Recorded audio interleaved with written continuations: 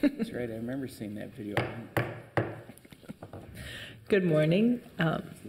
Welcome to our regularly scheduled audit committee. My name is Lene Palmisano. I'm the chair of this committee.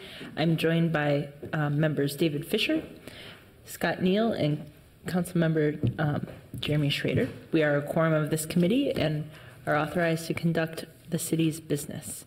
I want to welcome back Huguette Lassoette.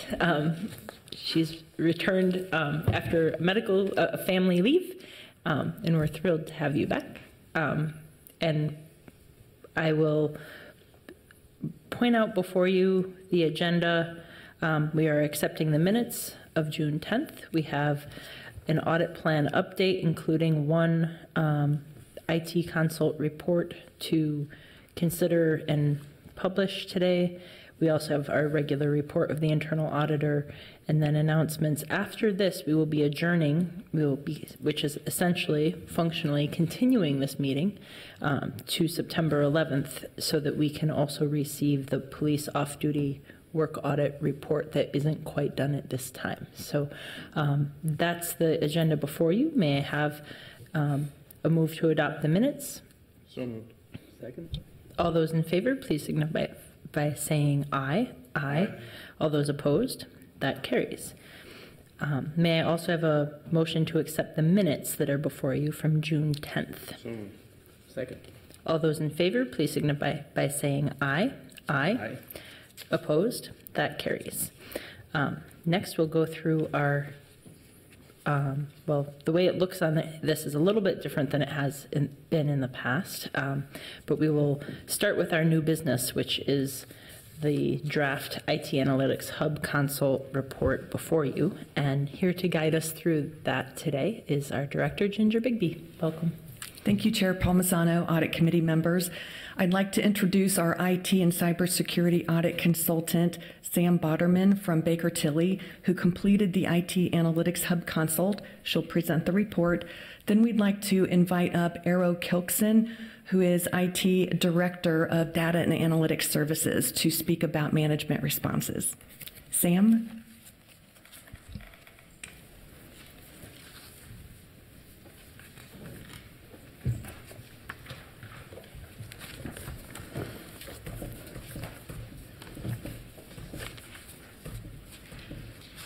Perfect. So just a brief summary for you. Data and information at the City of Minneapolis is a really valuable asset. And really, this audit was conducted in accordance with the IT Data and Analytics Services team and really which was really formed to help aid departments in the understanding and using of data and really making it accessible across departments and across the enterprise to help drive efficiencies. And so after the team was formed, the IT Analytics Hub has matured over the past 2 years to help drive informed data-making decisions. And as that Analytics Hub has continued to mature, there was a request for audit consultation that came in, which kind of leads to the scope and approach that internal audit took to work with the IT Analytics Hub team. And really kind of the two primary objectives of the consultation was to first look at data governance and provide kind of best practices recommendations around policies, standards, processes to really help support initiatives in the IT data strategy that was created when this group was formed. The second kind of portion of the scope that we looked at was IT Analytics Hub access management. So really looking at logical access controls around the Analytics Hub to understand how they're operating today and kind of value-added recommendations there. Which really leads into, 4 kind of overall recommendations or high-level observations that we had as the result of the consultation. So the first result or recommendation was that the city should work to formally develop a data governance charter. And really creation of a data governance charter helps communicate the value of data governance to business users. It really provides direction and control over the data and information so that users that have access to it can trust and rely on it. And really kind of what you see on the screen now is all the different benefits that data governance can help drive. but it really clearly defines people, access, inventory of data, content, quality, security. So really creating governing principles and controls that help drive data governance as it relates to information and information security. Ms. Boderman, we do have a data governance work group. In your work with the city, did you have any conversations with that work group? So we did talk with the IT Data and Analytics Hub team and had discussion about the working group and some of the initiatives that they're trying to drive.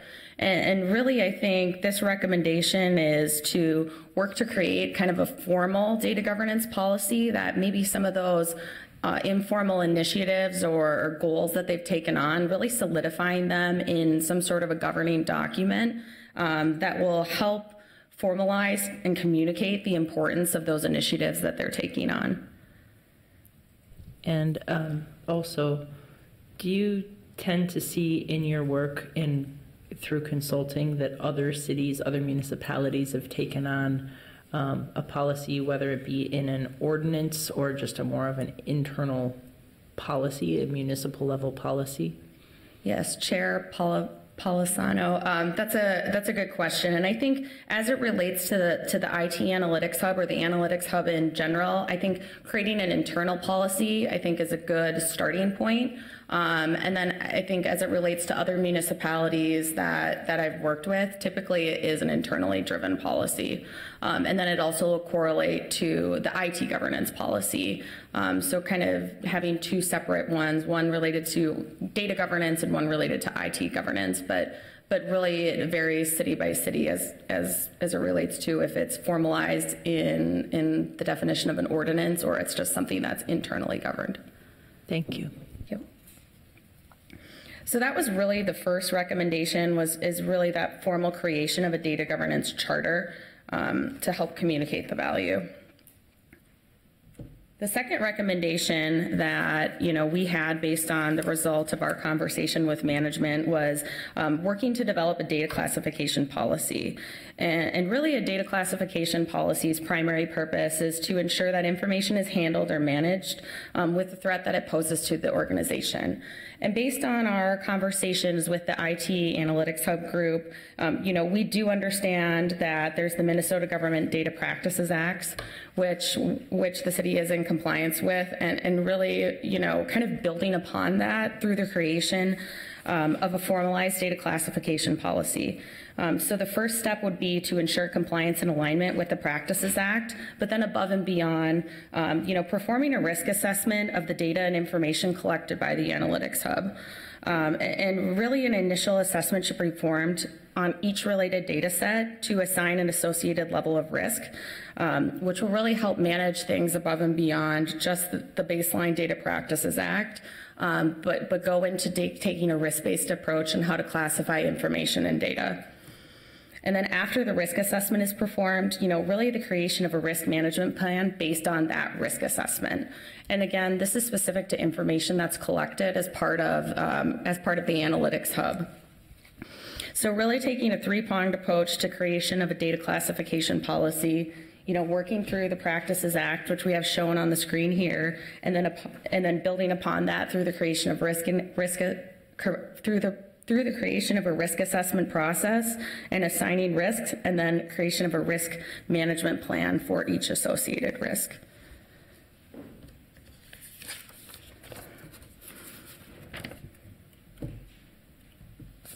The third recommendation that we had as a result of the consultation was to work to gather more enterprise support through the following methods.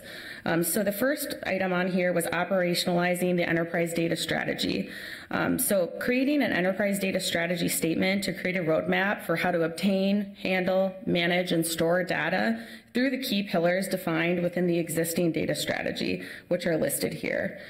So really making a data governance policy for how we should manage information, creating a data classification policy for how to classify it, and then creating a data strategy to communicate to business users of the Analytics Hub, what those three different approaches are.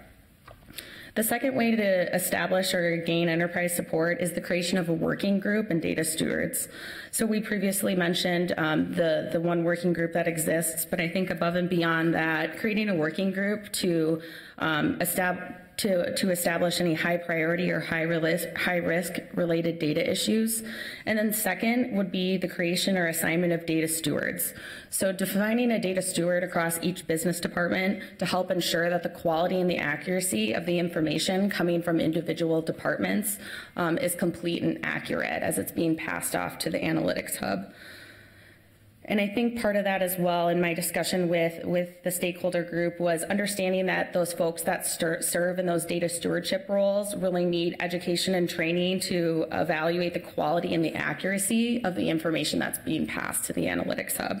So making sure that those people have a chance to develop those skill sets. The third way that we identified to establish enterprise support was the creation of a champion story. So based on my discussion, the Analytics Hub has, in certain departments, really helped in driving data-made decisions. And so creation of a champion story of a department who's really been able to leverage the Analytics Hub to its full potential to create a one-pager or summary to share with other departments on here's a way to leverage and really drive value through the Analytics Hub. Because based on some of our initial discussion, it sounds like there may be some departments within the city that are more heavily relying on it and some that maybe aren't relying on it at all. So creating kind of a one-pager summary to provide to other departments to help understand what the Analytics Hub can do was another recommendation that we had here. The last recommendation was related to some of those logical access internal controls. So as part of our work with the Analytics Hub, we looked at kind of logical access controls. So who has access to the information contained within the Analytics Hub? Is it appropriate? And how is that access reviewed? And as a result of that, we had kind of some more detailed kind of recommendations. So for access requests, a lot of time users that are being granted access to the information, the request is just done informally through an email. So really kind of creating a formalized approach to requesting that access so that it's documented appropriately through a service ticket will just help ensure that least privileged access is followed. The second recommendation that we had in relation to logical access controls was transfers. So right now, when transfers happen throughout the city, the Analytics Hub team is just notified kind of on an ad hoc basis. There's not really a timeliness aspect associated with it, nor is there necessarily a requirement for that. So the recommendation would be that employee transfers are part of kind of the overall transfer process within the city when it really comes to logical access to ensure that least privileged access is being followed. I think the risk that we see here organizationally is that oftentimes we have folks transferring between lots of departments, and then over time they get more and more privileges as they transfer. And so really following that best practice of least privileged access to ensure that users don't have access to data that they don't need as part of their job requirements. Ms. Butterman, I'm not sure how to put that into context. One piece is that one of the ways we can be less siloed as an enterprise is when we have people working in different departments, bringing that transfer of skill or transfer of knowledge and knowing how something works, moving to a different department and maybe seeing how some cross-pollination of data would be more valuable. I appreciate that, yes, the least privileged access piece is important, but how often does that happen? Do you have a sense of how often people are transferring within the city to different departments? I do not have insight into how often that people are transferring within departments. I think overall, though, I think it's a risk that it should be noted. And I see what you're saying as it relates to keeping things siloed versus working organizationally across the enterprise. I think informing the analytics hub that someone is moving department areas, I think, is key to determine whether they do need access to that data or not. There may be instances where someone does need to retain those privileges, but I think oftentimes what we can see happen, or a risk that we do see, is that over time, more and more privileges are granted with no revoking of privileges that they don't need. So just ensuring that, we are following the best practice of least privileged access. And then if additional approvals or additional access is needed, we can always re-request that information. But I think this helps ensure that when we think about data classification, that we don't have individuals who maybe have access to restricted or confidential information that in a new role don't need that access anymore. Sure. Okay, thanks. Yep. And then the Actually, if I may, since we have paused, Mr. Fisher has some questions as well. Go ahead. Still trying to figure out this IT stuff.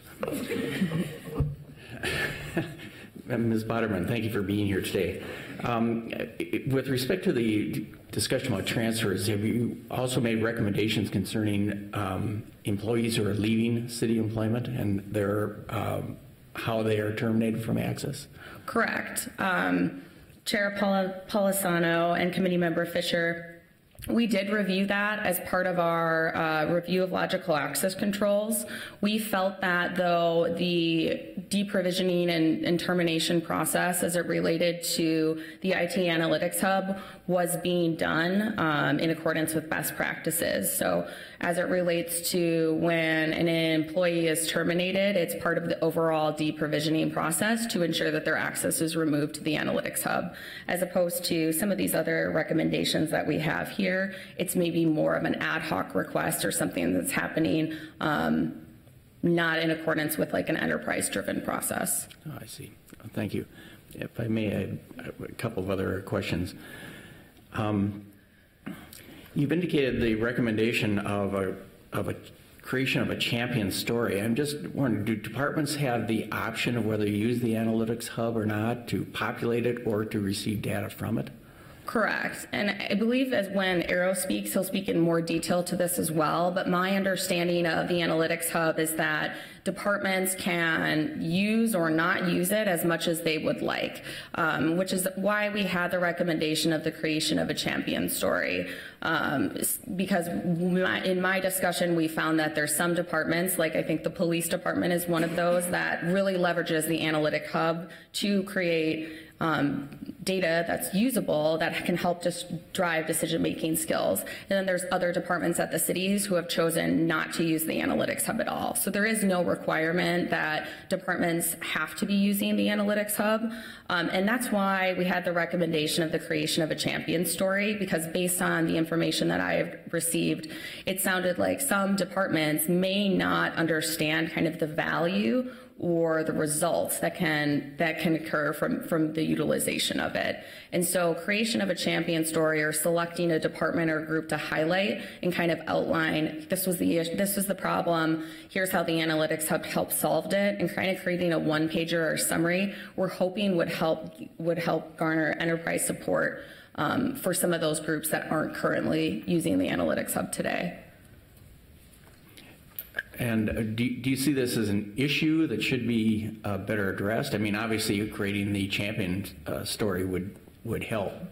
So you're indicating perhaps that this is an analytic tool that is not being best utilized to the benefit of the departments that are ignoring it. Would that be a right conclusion? I think that there is the opportunity for departments enterprise-wide to more fully utilize the IT Analytics Hub. I think currently it is on a department-by-department basis who is choosing to utilize it. I think there is a lot of value in leveraging a tool that we have a specific department and a team built up around it, and that I think a best practice recommendation would be that it is used enterprise-wide. However, I think we need to get this, I think that's the relation of this recommendation, is to kind of gather that enterprise support to provide insight into how it's used, what it's utilized for, and how it can help those departments that aren't utilizing it now. I think the other thing to take into consideration is there may be some departments that have legacy ways of how they're populating reports or data or information that they don't want to have to go through the process of kind of recreating it in a different tool. But I think there is more value the more departments that are using the Analytics Hub, because it helps with the cross-sharing of data, and then also helps to create kind of a streamlined process for how information is being collected, the security surrounding the information in the Analytics Hub, as well as how that information can be utilized for cross-departmental reporting. Did you find in your examination that there's any training that is the IT group provides for the use of the Analytics Hub? I think that would be part of the secondary recommendation here, the creation of working groups and data stewards. So to provide that training, I think there are instances when training has been requested by the Analytics Hub team for a different department, and they've been able to fulfill that request. I don't know if there's a training that's provided enterprise-wide on an ongoing basis by any means. But I think the creation of, as well, data stewards, so having that identified person within the associated department or business line could help to kind of provide insight or clarity into maybe some of those common questions that end users have. Okay, well, thank you very much.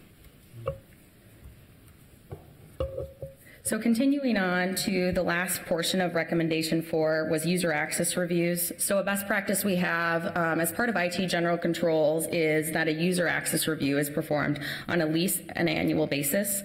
Currently, there is no user access review that's being performed on the IT Analytics Hub. So the recommendation would create a formalized user access review process. And again, this goes in combination with the provisioning, deprovisioning, and transfer control to ensure that users don't have access beyond stated job responsibilities. And so I think in correlation to creating a data governance policy, creating a data classification policy, these logical access controls tie really nicely into those other recommendations, which will help ensure that, end users can only view information that is related to their job functioning and nothing beyond that. So that was the last recommendation that we had as a result of the IT Analytics Hub consultation. Is there any other questions that I can answer at this time before Arrow comes up to speak to some of the management responses? I'm not seeing any. Thank you for your time. Thank you Mr. Kilkson, welcome.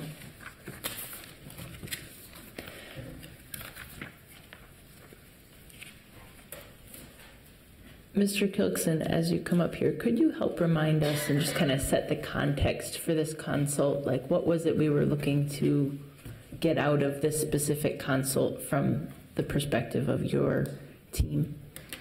Chair Palmisano, one of the goals of this is to take is to focus on the governance component, because what we are doing right now is implementing a data strategy, which is laying the foundation for the architecture, the skill sets, the standards, the policy of maintaining information, consolidating it into our Analytics Hub, and also identifying opportunities for improving data quality. Once that foundation is there, the way to make sure that that data strategy is moving forward is by creating this data governance, which, of course, as you mentioned before, would be under the information governance policy. Consider these as work groups that will create some recommendations for that information policy. Terrific. Thank you. You're welcome. Go ahead. Okay. So first, I wanted to lay out the fact that we are working on a data strategy, which is related to data governance, but they're complementary. We'll be releasing the broader data strategy when we get to the state of data in the autumn. So we'll lay out the components. What we've done is, by assembling the team, creating standards, and creating this analytics hub, and among other things, what we're doing is making sure that there's standards repeatable. We have structures that can control the access. We have tools by which we can identify data quality issues, and also, first and foremost, bring data together so that departments can work together. So The Analytics Hub is just one implementation of the broader data strategy. The data strategy extends also to anytime we're bringing a new application, we're developing an application, we're making sure that the standards of access, data quality, the fact that those, making sure that the new systems that are coming in adhere to some of our goals that support our analytics and reporting goals. So as you see here, first we're looking at the data strategy. We've taken the approach of developing a data strategy to create the standards. As I mentioned before, our first implementation, or our most notable implementation, is through the Analytics Hub, as well as through working with implementation of new business systems and making sure that there's architectural standards followed there. But with this Analytics Hub, people actually have a tangible example of what data means to them, and also the opportunities of and needs for overall data governance. So by creating this Analytics Hub, which is a centralized repository of data from business systems across the city, now we have something tangible to talk about instead of just saying we want governance and let's talk about it in the abstract. Here's a tangible example of this. It is part of the overall governance because of now we can reference the standards and procedures that will be recommended from the IT group. And now we need the departments to come up, step up. Now that we have this platform, how do we use it properly? I should say also the data strategy and some of the components that you see in here would be working not with just IT data and analytic services, but in conjunction with, as I mentioned before, the departments, the city clerk's office, and our newly hired Chief Information Security Officer, Dia Abu Shakra, who's a great addition to the city, and he'll be working with us closely to make sure that the access, the structure, the security groups that we've created will be carried out, and he'll continuously work with us and make sure that those are resilient and they're continuing to be vital. So what the data strategy and the work that we've done is the hard work that we have to do that's really the foundational work before we can get some of the really beneficial outcomes that you might see from being data-driven.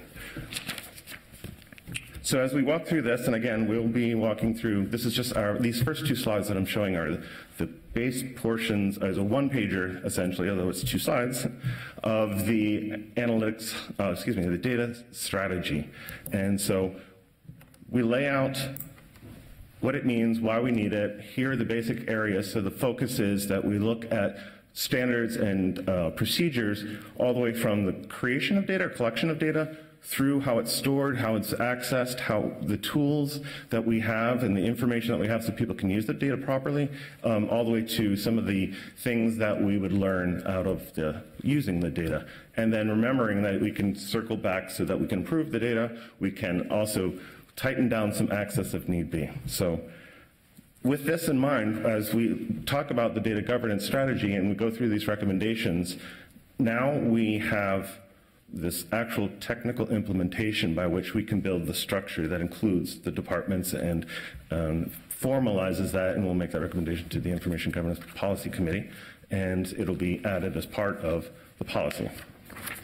So, as I mentioned before, when we were looking at the first, the creation of data governance charter, this would be a charter for that work group underneath the governance policy. So we agree with this.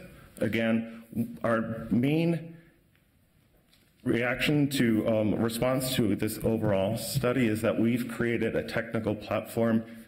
Now we know we have to make these formalized groups and operationalize our data strategy so that people know how departments, we also are clear to the public how we're maintaining the information, and then we also will be get collaboration with the departments, understanding that the information is important to us and it needs to be kept at a higher standard.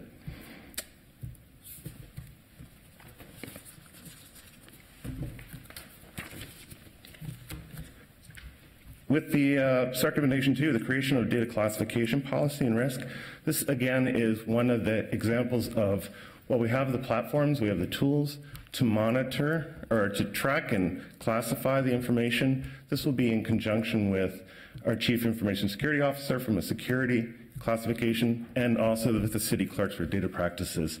So we're pulling together a data structure where we will be classifying it and documenting it, and there'll be a central repository by which you can identify information that is perhaps secure, perhaps what the data means, but it'll also be able to pull all of those different disciplines together, and so that we have a better control of, a better understanding of what our information is, where it is, and who has access to it, so that any of our policies and procedures in order to maintain or grant access to some information, again, in conjunction with the city clerk and our Chief Information Security Officer, we have a much higher level of confidence that that can be implemented consistently.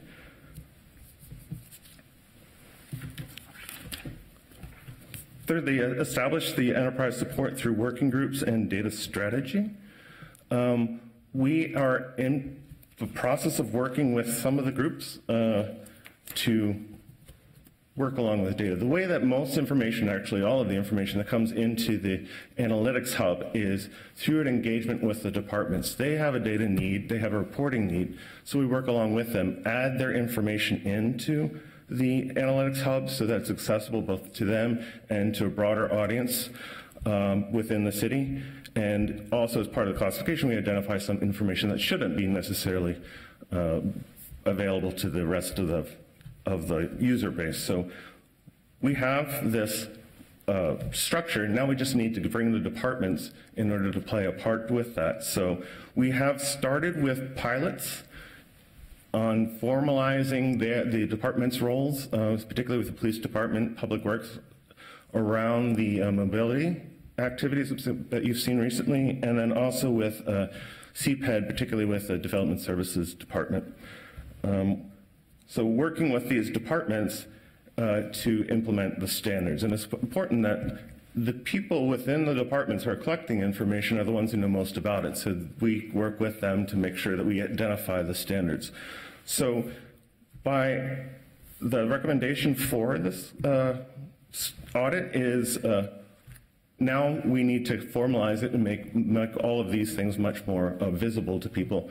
Describe the groups, describe the roles, make it clear to the individual departments, the roles that they need to put forward, and then also what are the benefits and what are the responsibilities of the people that might be in the roles, like, for example, stewards, or what is the impact, to your point about before, of departments and other departments who actually want to be using each other's departments. We're all in this together. Obviously, if we want to be data-driven, there needs to be some sharing of information, and then we need to, each of the efforts of adding information will actually be just additive. We're building in that central place. We're not making sets of data marts throughout the city. We're working together in that central place, so therefore we can centralize the standards, we can centralize the governance, we can centralize the security, and we can look at information in the context of other departments. Therefore, data quality improves. Mr. Cookson, a question or comment from Mr. Neal? Thank you, Madam Chair. Mr. Cookson, it seems that the classification of the data is a pretty important step in this process, and I'm wondering how that's done now and how you envision that happening in the future. Is it self-classified by whoever creates the data, or is there somebody else that's getting involved in that process to sort of classify it from the outside? Chair Palmisano, Committee Member Neal, that actually is an example of the broader effort that we have. And the description of going from the data strategy into governance, we have the skill set, and we've created a discipline, and as we review the data within our group, in conjunction with the city clerks, we're identifying those classifications for each of these things. Also adding in, as I mentioned before, a new Chief Information Security Officer. But what you hear is that these things are being done within the heads of the small group of people. We now need to kind of bring it out and bring it to more of the light of day and operationalize it. So it's not just this small group of people who are implementing. So the standards are being enforced, they're just not documented, and there isn't a formal way that we would say first the department needs to offer a representative data steward, and we work through with them to identify the different categories. But again, they might have an idea that something should be classified as such, but there's state law and also some industry standards that we might say otherwise. So, all right, thank you. Which should override.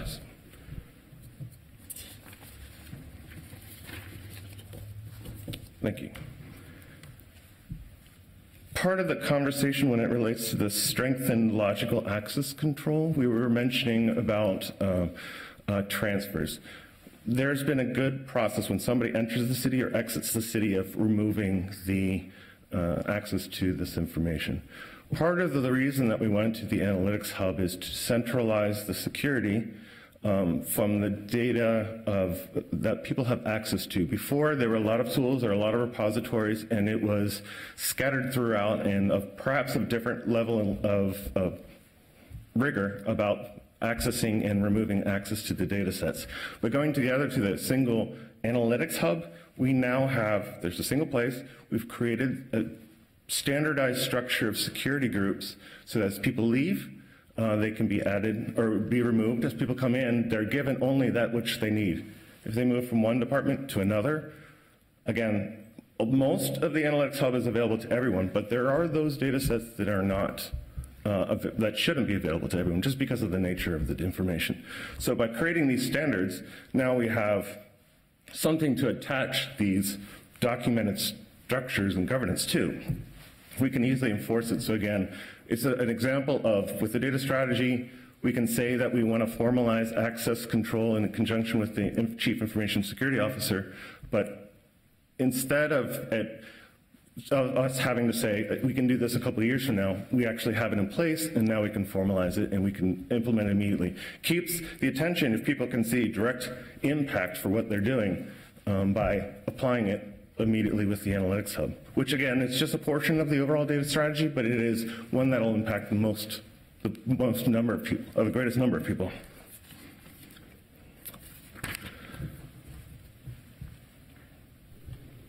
Thank you. I'm not seeing any other current questions or comments from my colleagues. I want to thank you for this. We've had state of data reports over the past couple of years, and we have this small but very mighty IT and data and analytics team led by you, Mr. Kilkman.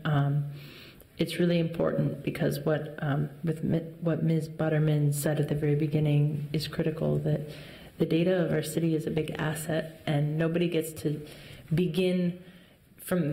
start to lay this foundation from the beginning before there is all of this information. It's always going to be a retrofit of sorts in helping us get appropriate controls over it and to have control over it so that we can direct it for the betterment of all the city services we provide. This is the hard part of that. So I really appreciate you and your team and your availing yourselves or working on this consult with Baker Tilly. So thanks. Chair Palmer, I would like to add, speaking of the team, to thank Pam Health, who's over here, who was a very significant part of the creation and implementation of the data strategy and this report. So great asset to the city. Super. Thank you, Pam. Thanks for your time. With no further questions about this specific consult, I'm going to make a motion to both receive and file the report and direct staff to publish the report, lest there be any concerns from my colleagues. Can I have a motion for that? I'll second that motion. Or I'll make that motion? You make it. Okay. Second. Thank you. All those in favor, please signify by saying aye. Aye. Opposed? That carries, and this consultation report is received and filed and also published. Next, we'll go through the auditor update with Director Bigby. Thank you, Chair Palmisano, Audit Committee members. I wanted to thank Ms. Botterman and Mr. Kilkson for presenting the IT Analytics Hub Consult report. I wanted to add 2 comments on that. It was a consultation because the Analytics Hub has only been around a couple of years and it's still under development. So we thought weighing in now was an easier opportunity to make some minor course corrections. Before a program is fully developed and fully implemented, then you come in and do an audit. It's hard to redo things from the beginning. So we really appreciate the Analytics Hub inviting us in for the consult. I also wanted to speak to committee member Neal's question about data classification. As a reminder, we had a records management audit in 2015. One of the findings was coming up with the formal data classification methodology. That audit issue is still open and it's due to be remediated December of 2020. So this all kind of works together with our enterprise data governance approach, committees and work groups. I think that the city is coming together to get a handle on this, so I'm excited about what lies ahead for 2020.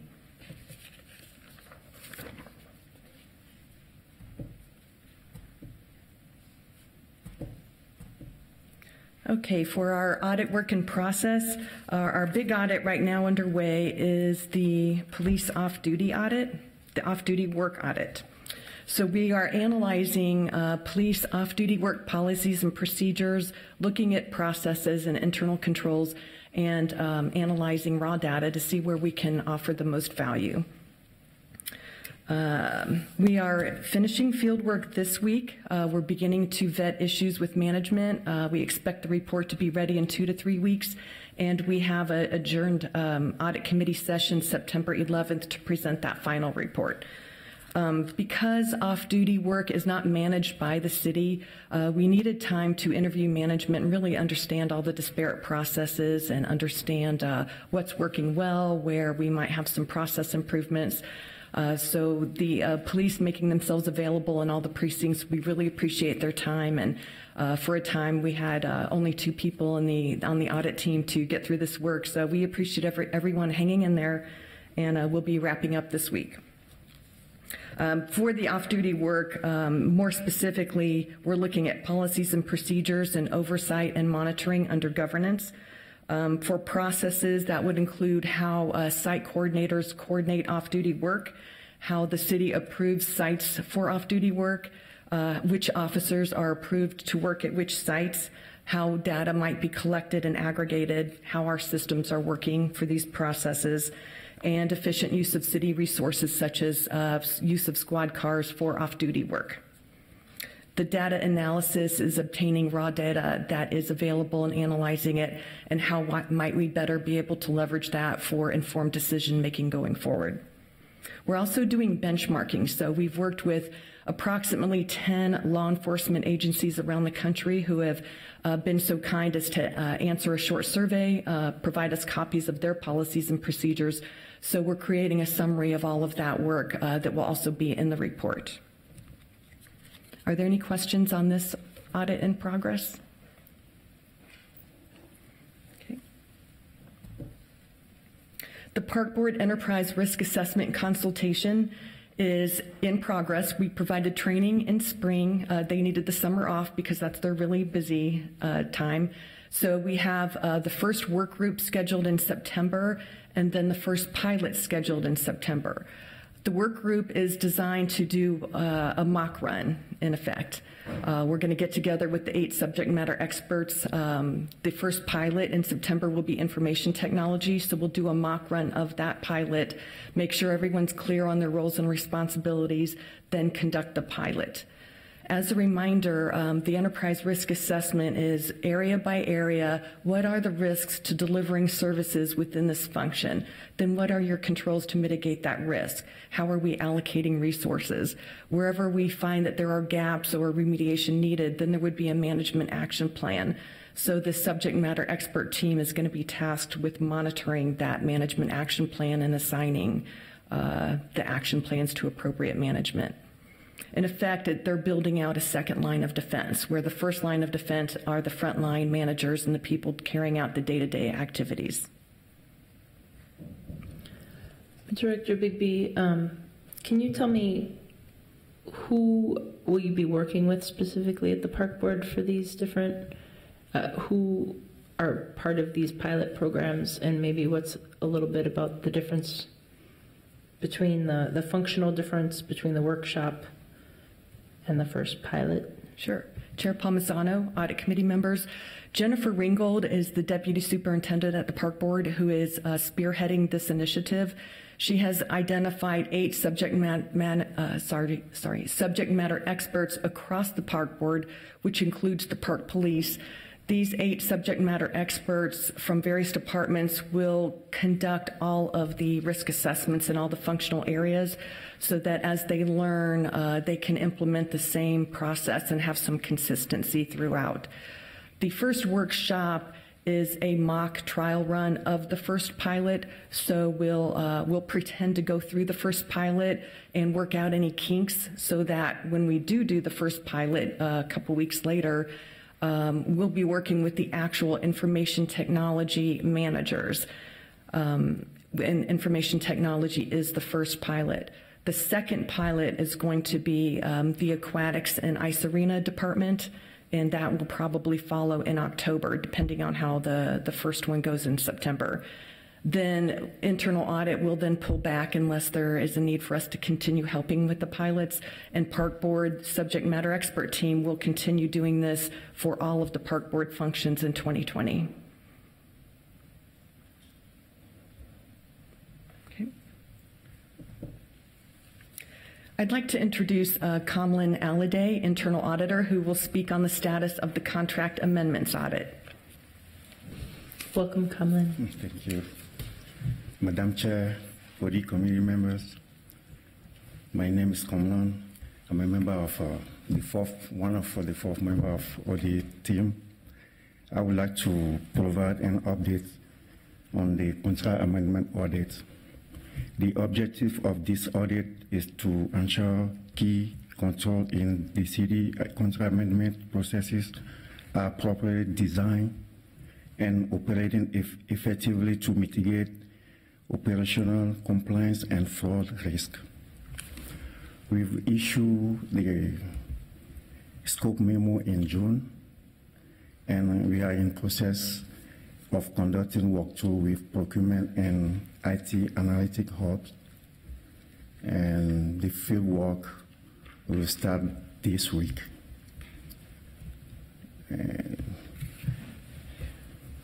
Thank you. Any questions or concerns? I would like now to turn to Riget for more updates. Thank you. Thank you. Ms. Lassoet. Thank you, Kamlin. Good morning, everyone.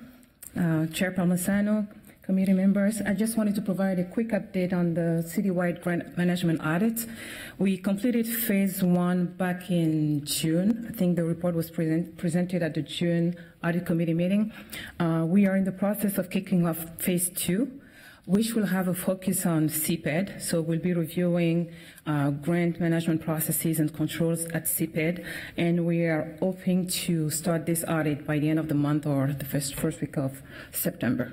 So that's just a quick update on the grant management audit for now, and we'll have more updates at the next audit committee meeting.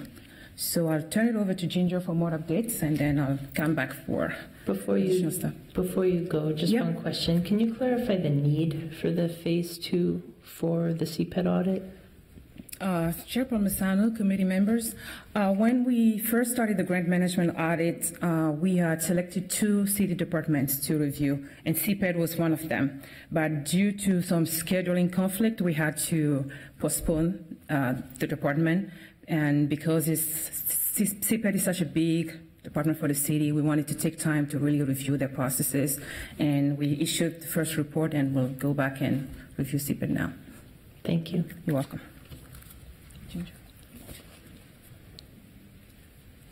Thank you, Huguette.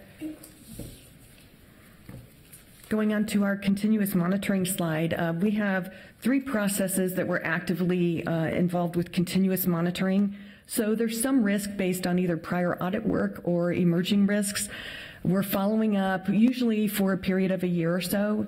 If sufficient progress is not made, then this area could end up going on the audit plan again, or if sufficient progress has been made, we would just continue to monitor more informally through our annual enterprise risk assessment.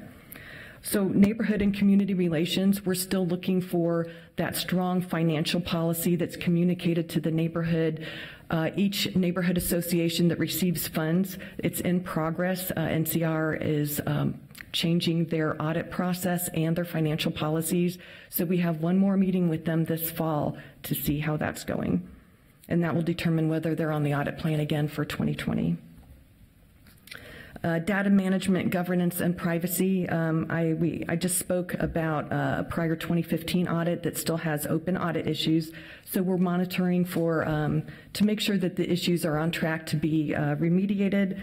And that includes privacy. So privacy has been working with City Council and other city departments on developing principles. The information security officer is working on a framework for information security, building out the risk management. So we're just keeping a pulse on all of that activity. Finance internal controls, that's internal controls over financial reporting. Finance has been working very hard to build out an internal control program. They're on track to complete all of their control testing by the end of October. So right now we meet with them quarterly. And we expect that to be completed by the end of the year. The financial internal controls, if you're interested, would include accounts payable, accounts receivable, cash, procurement, debt, capital management. What are the key controls over those processes? And that's what this team would be testing and monitoring. We have special projects. So we had been reporting on enterprise complaint management. That's still progressing. We're calling that a special project because internal audit is a key player in that process. We most recently met with the city coordinator and we're looking at a single way to report complaints. We have very different needs from internal audit, city attorney, and HR where most of the complaints lie. So how can we capture all of the data that all of us need in one reporting process?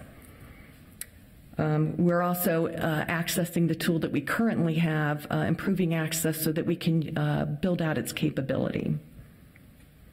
One new special project is a special request by CPED.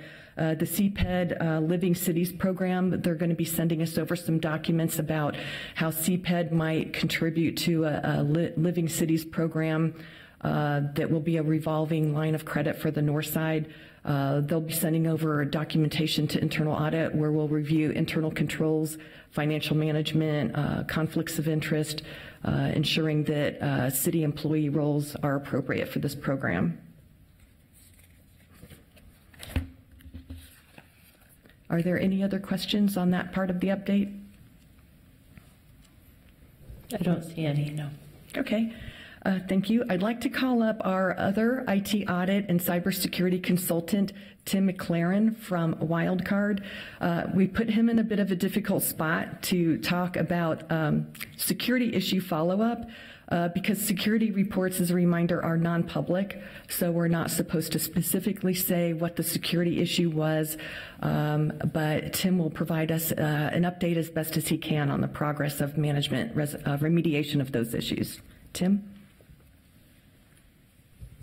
Welcome, Mr. McLaurin. Morning.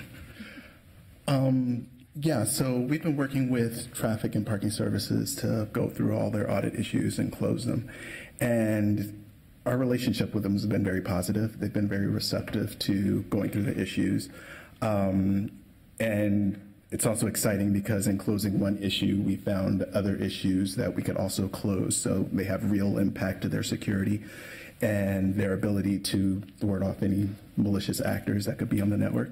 So yeah, it's been pretty fun. So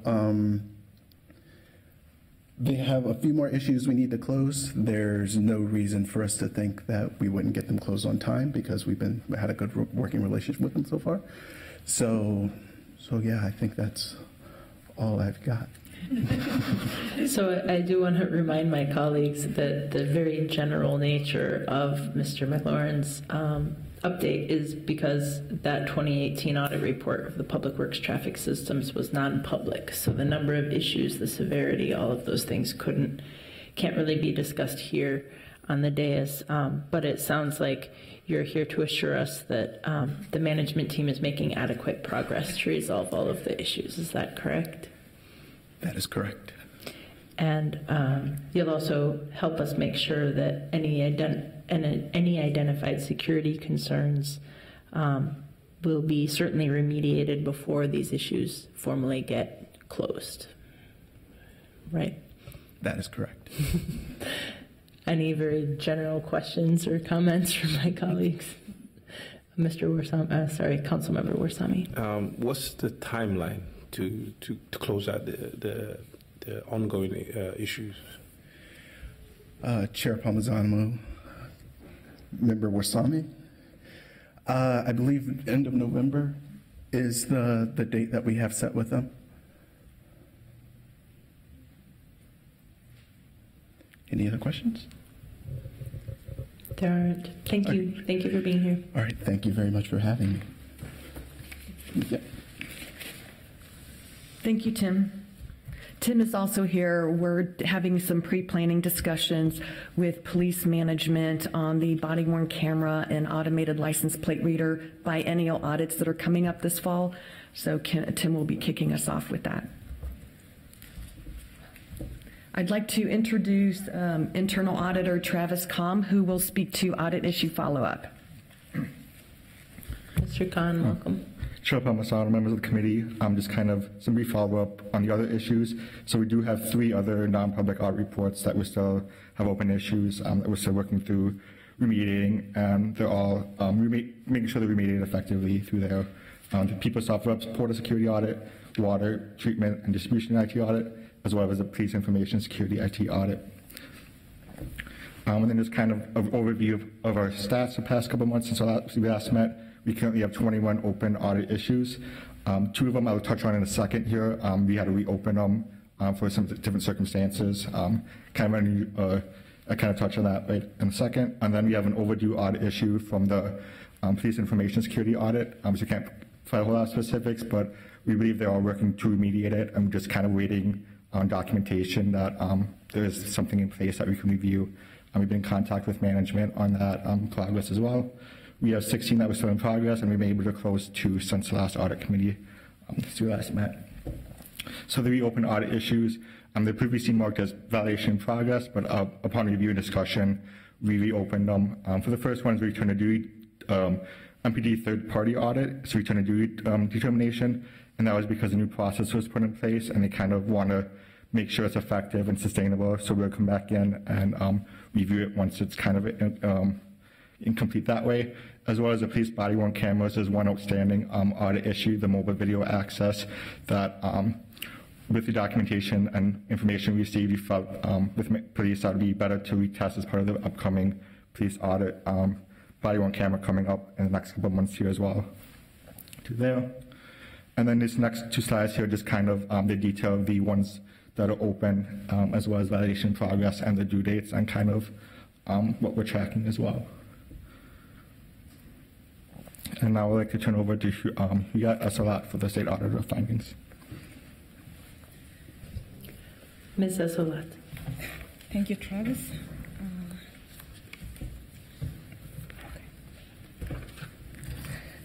Madam Chair, committee members, I'd like now to provide a brief update on the State Auditor's 2008 financial audit.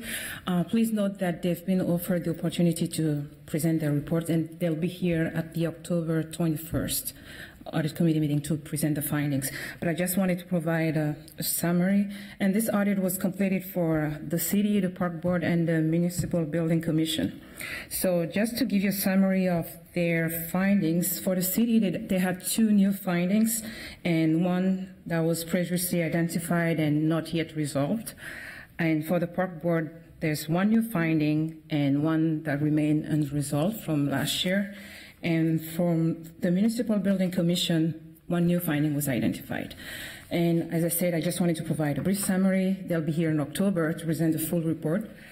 Are there any questions at this time? It looks like on our printed agenda that the State Auditor, Julie Blaha, will also be here for that meeting? Mm-hmm. Great. All right. I don't see any questions. Okay. So,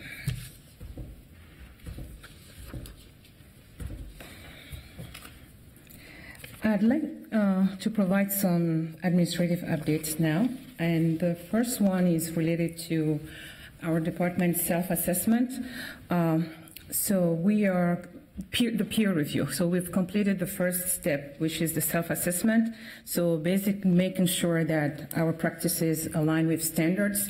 And the next step will be to update our policy and procedures and then have a peer review in 2020. So we think we are on track to get the policy updated and have the peer review in 2020. And the next thing I wanted to talk about is our training. We've been keeping up to date with our trainings just to maintain our CPE requirements and also keep abreast of all the new developments in the industry.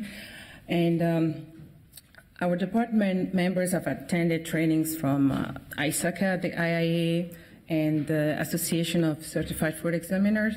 And we had our Q2 training back in June, I believe. And in terms of upcoming items, as I mentioned, the state auditors will be here in October to present their report, and the police off-duty audit report will be presented on September 11th. Any questions?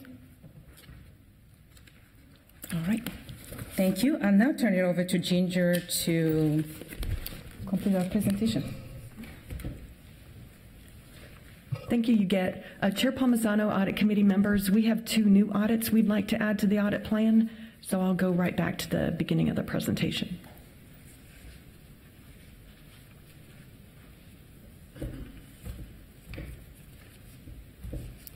Thank you. Okay, the first audit we'd like to add is a citywide gift card audit. This will include the few departments that handle gift cards within the city.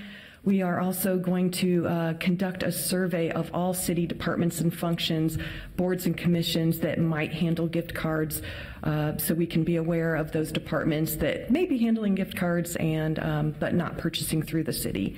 And then we expect to be able to pretty quickly wrap up this gift card audit and report hopefully by the October 21st Audit Committee meeting. Director Rigby, so all city departments will be included in the audit? Yes, Chair Palmisano, Audit Committee members, not that many departments handle gift cards, so the purpose of the survey is to find out if some departments are handling gift cards and we're not aware. We're aware of just a few. And will this include the park board? Yes, this will include the park board. They don't handle many gift cards, but they do handle some, and they've already contributed management assistance to this process. I'll go. Are there any questions? Mr. Fisher. Thank you, Chair Palmisano. Ms. Bigby, remind me what a gift card is. Thank you. Chair Palmisano, Audit Committee Member Fisher, a gift card is a card that is worth cash. It could be Target. It's generally purchased from a particular vendor. So, for example, Target used with the health department as an incentive for an agreed upon process, such as the health department's use of gift cards to incentivize attendance at training or health awareness clinics. There could be various reasons for the gift card. Youth violence prevention, cleaning lead from your homes, that sort of thing. So it has to be approved by the city, or it could be approved by a grant. So grant funds could be used in some cases to purchase gift cards if it specifically says so in the grant. Also, we also received gift cards from other organizations. So, for example, the health department receives some gift cards purchased through Hennepin County. Hennepin County gives us the gift cards, so now we're stewards of the gift cards. We have to make sure that we have good controls over handling the gift cards in those cases and that we can track them appropriately. Thank you. And also, just to clarify, does the city itself sell gift cards in any? The way it would work, Chair Palmisano, Audit Committee Member Neal, for example, the health department could contact the controller, Lyle Hodges, who would approve, if the purpose is appropriate, he would approve purchase of the gift cards. Then a check could be issued, or the check could be written out to Target if you're going to purchase a certain number of gift cards from Target. Then an employee would go to Target and purchase those gift cards for that purpose. and they should be stored in a safe under proper lock and key, limited access to the gift cards, and then they should be appropriately tracked. Also, when gift cards are dispensed, there needs to be a signed form that the recipient received that gift card for the stated purpose. So there's a lot of documentation needed to ensure appropriate controls are in place. Director Bigby, I like how you have it on here about just reviewing the effectiveness of these policies and making sure we have internal controls over them. I'm happy to make that motion to approve adding this as an audit to our 2019 audit plan. I'll entertain a second if anybody. Second. Thank you. Councilmember Warsame seconded it. All in favor, please signify by saying aye. Aye. Opposed? That carries. Thank you. Our second audit that we would like to add to the audit plan is an information technology cybersecurity risk assessment. It would be an audit to assess the maturity and readiness of our cybersecurity program. We've met with IT Deputy Chief Information Officer Beth Cousins and the new Chief Information Security Officer Dia Abu Shakra. They have a lot of work in progress. They're building out their risk management function as well. So we determined that spring 2020 would probably be a good time for audit to come in and assess the maturity and readiness of the program that's under development right now. I'm happy to move to add that to next year's audit plan. Any questions or thoughts? Nope. Sorry, I will make the motion. Does someone want to second that? Councilmember Schrader seconds that motion. All those in favor, please signify by saying aye. Aye. Opposed? That carries. Thank you. And Chair Palmisano, Audit Committee members, the last thing I'd like to draw your attention to is the appendix at the very back of your handout.